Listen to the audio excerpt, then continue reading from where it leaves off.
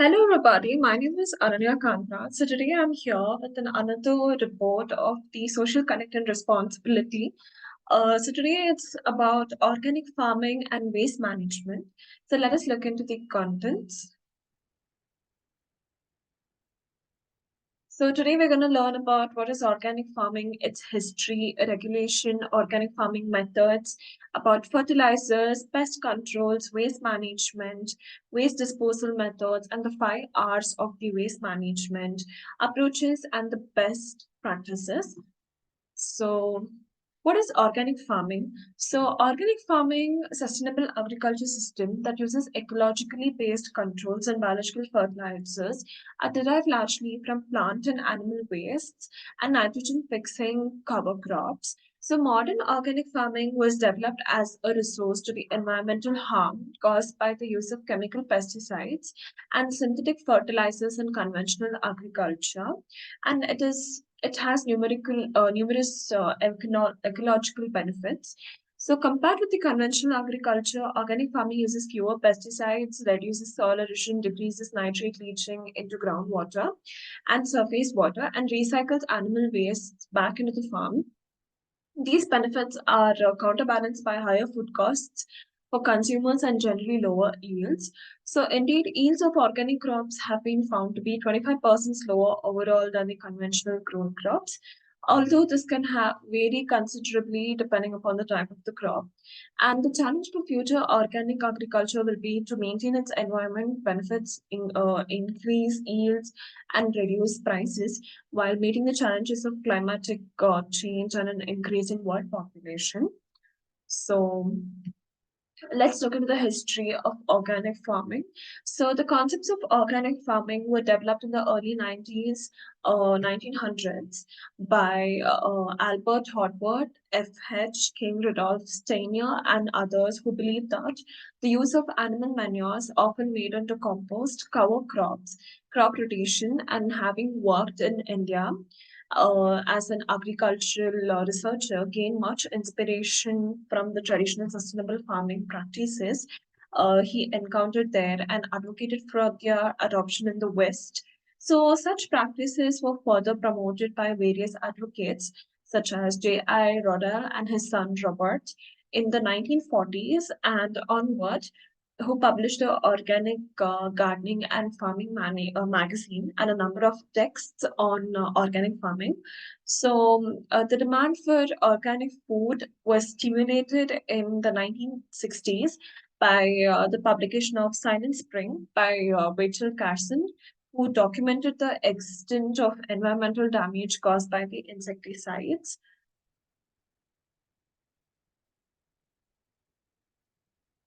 So organic food sales, it increased steadily from the late 20th century.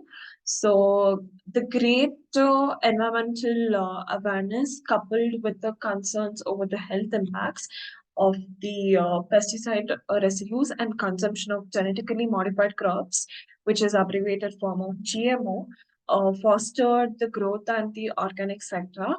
So in the United States, retail sales increased from the 20.39 billion to 2008 to dollars of 47.9 billion in 2019, while sales in Europe reached more than $52 billion. That's nothing but 45 billion euros in 2019. So the price of the organic food is generally higher than that of the conventional grown food. So depending on the product, the season, and the vagaries of supplies and the demand based on the price of the organic food can be anywhere from less than a 10% below of that or even more than 100% about the conventionally grown produce. Then let's look into the regulation. So the organic agriculture is defined formally by governments. So farmers must be certified for their produce and products to be labeled organic, and there are specific organic standards for crops, animals, and wildcrafted products, and for the processing of agricultural products. So, organic standards in the European Union and the United States, for example, prohibit the use of synthetic pesticides, fertilizers, ionizing radiation, sewage sludge, and genetically engineered plants or the products. So, in the European Union, organic certification and inspection is carried out by approved organic control bodies according to the European Union standards.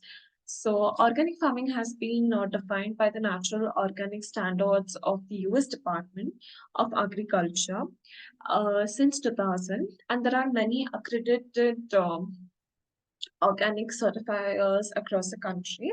So, although most of the countries have their own programs for organic certification, certifiers from the European Union of the United States can inspect the certified growth of the crops and processor of the other countries. And this is especially useful when products are grown organically in Mexico, for example, they are exported to the United States. So then let's look into the organic farming methods. So first is regarding the fertilizers. So since synthetic fertilizers are not used for buildings and maintaining a rich living soil other than the addition of organic matter, it's prior to the organic farmers. So organic matter can be applied through the application of manure, compost, and animal byproducts such as fed meal or blood meal. Due to the potential for harboring human pathogens, the USDA, which is the abbreviated form, and it's spelled as the National Organic Standards mandate that raw manure must be applied no later than 90 to 120 days before harvest, depending on whether the harvested part of the crop is in contact with the ground. So, composted manure that has been turned 5 times in 15 days and reached the temperatures between 55 degrees Celsius to 77.2 degrees Celsius. That's nothing but 131 and 171 Fahrenheit in between them. It has no restrictions on the application times. So, compost adds organic matter, providing a wide range of nutrients for plants and adds beneficial microbes to the soil. Given that these nutrients are mostly in an unmineralized form that cannot be taken up by the plants, so soil microbes are needed to break down the organic matter and transform the nutrients into a bioavailable mineralized state. In comparison, the synthetic fertilizers are already in mineralized form and can be taken up by the plants directly.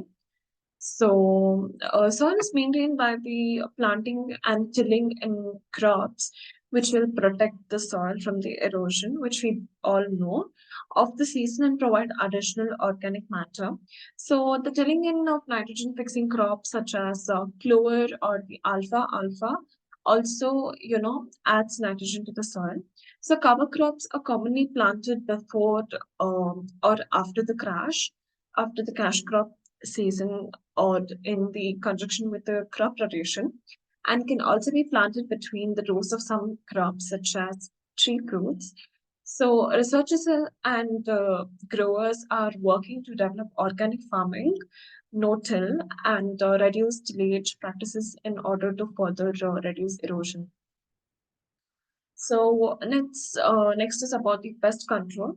So organic pesticides are derived from naturally occurring sources. So these include living organisms such as the bacteria Bacillus thuringiensis, which is used to control the caterpillar pests, or plant derivatives such as pyranthrons from the dried flower heads of chrysanthemum, or neem oil from the seeds of Azadirachta indica. So, mineral-based inorganic pesticides such as sulfur and copper are also used. So, in addition to pesticides, organic pest control integrates biological cultural and genetic controls to minimize the pest damage.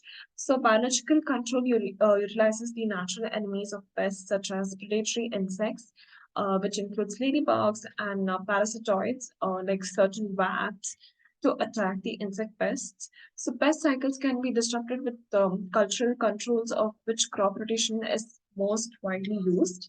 And finally, traditional part breeding are produced. It has produced numerous crop varieties that are resistant to specific pests, and the use of such varieties and the planting of genetically diverse crops provide genetic control against the pest and many plant diseases. Then it's about the waste management. So a waste management system is streamlined process that organizations use to dispose of reduce, reuse, and prevent the waste. So also known as waste disposal, it is an approach where companies implement comprehensive strategies to efficiently manage waste from their origin until their final disposal. So possible waste disposal methods are recycling, composting, incineration, landfills, bioremediation, waste to energy, and waste minimization. So as for waste management, it is a measures utilized to manage waste in its entire life cycle from waste generation to disposal or recovery. So waste disposal methods. So let's look into the methods for the disposal of waste or how the waste to energy works.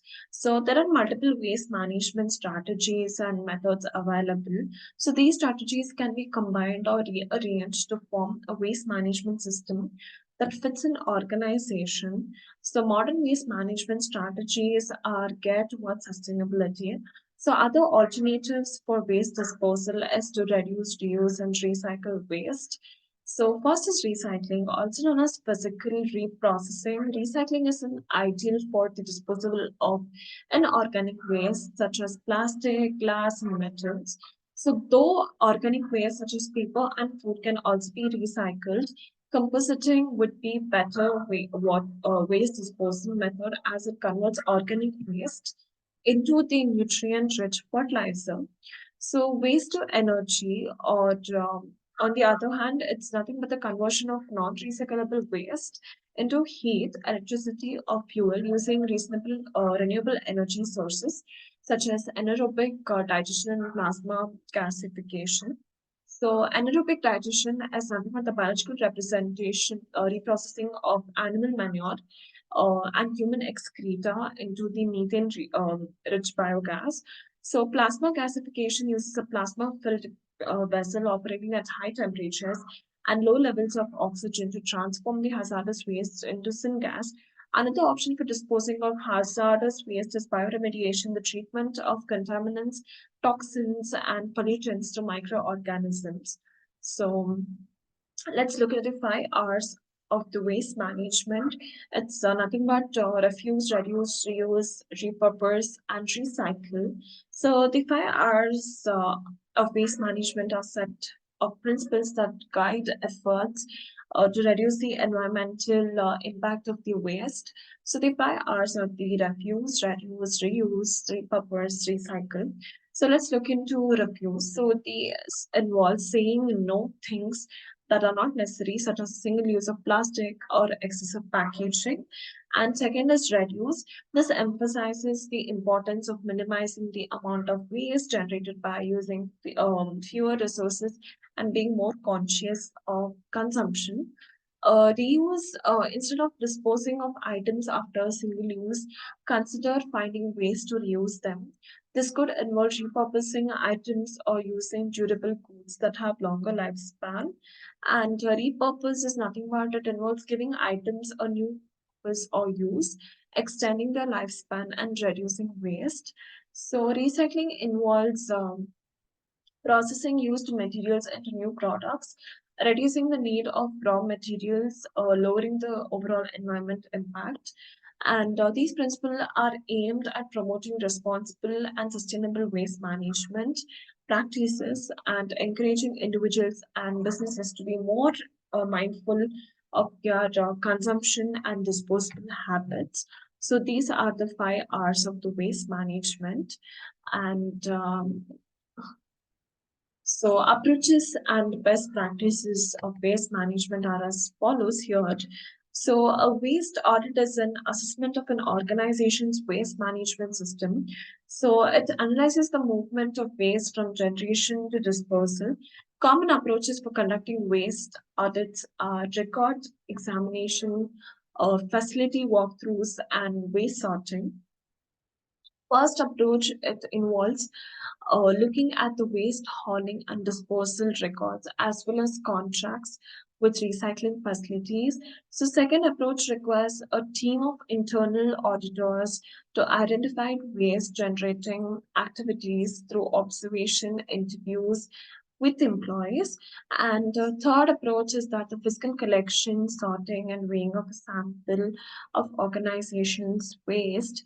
This sample can be days worth of waste or a collection of waste from each department.